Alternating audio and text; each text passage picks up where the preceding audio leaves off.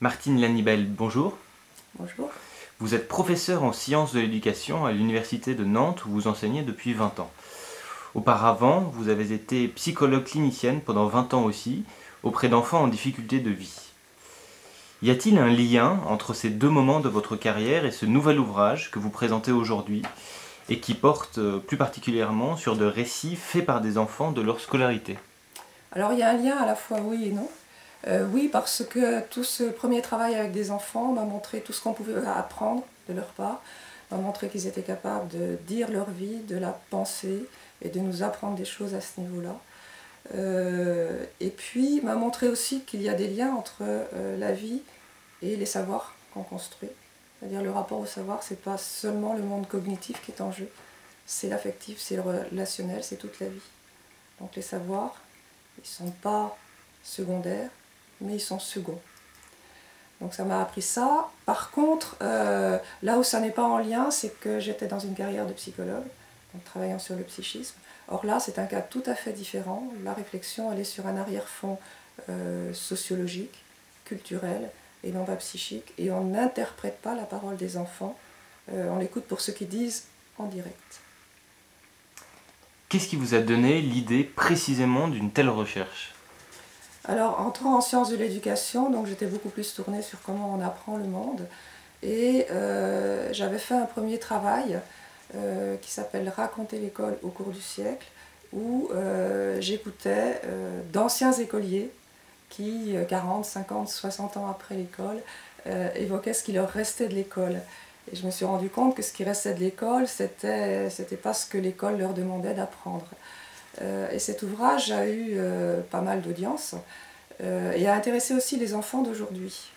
Et on sait bien que quand on raconte des événements des années après, c'est le présent qui parle, c'est pas le passé.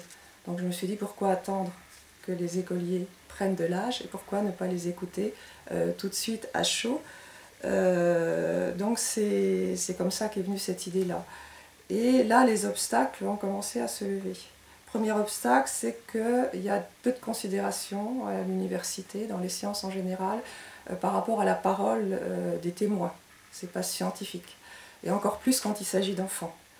Donc là, c'est quasiment hors de question. Il n'y a quasiment pas de travaux faits avec des enfants. Sur les enfants, mais pas avec eux. Deuxième obstacle, c'est en France. Il y a eu beaucoup plus de difficultés. J'ai pas réussi, en dehors de ma petite équipe, à trouver vraiment des collègues intéressés et travaillant de cette façon-là. Par contre, donc la recherche faisait quasiment un plof par notre petit milieu. Par contre, j'ai des collègues étrangers qui ont fait vivre cette recherche extrêmement vite. Et s'il n'y avait pas eu tout l'écho obtenu notamment au Brésil, je pense que la recherche serait restée lettre morte en France. Donc elle est devenue interculturelle.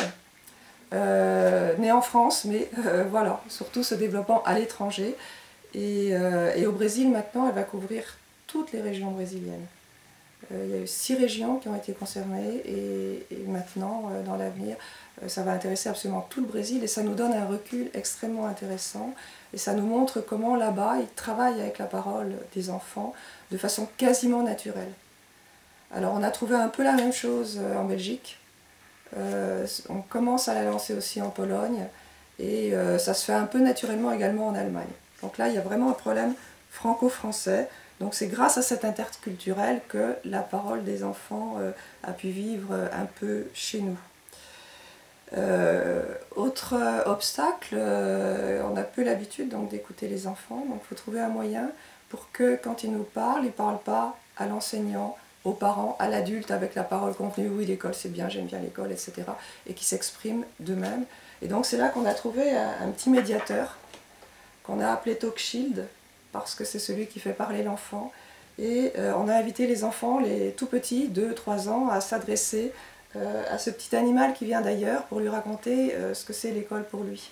Et alors là, ça a extrêmement bien marché avec cet objet transitionnel qui a fait apparaître des dimensions qu'on ne soupçonnait pas du tout dans la parole de l'enfant.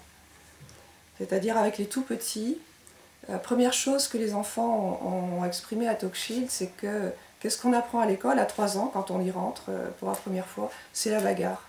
À l'école, on se bagarre. Et la semaine est ponctuée, bagarre à l'école, pas bagarre à la maison.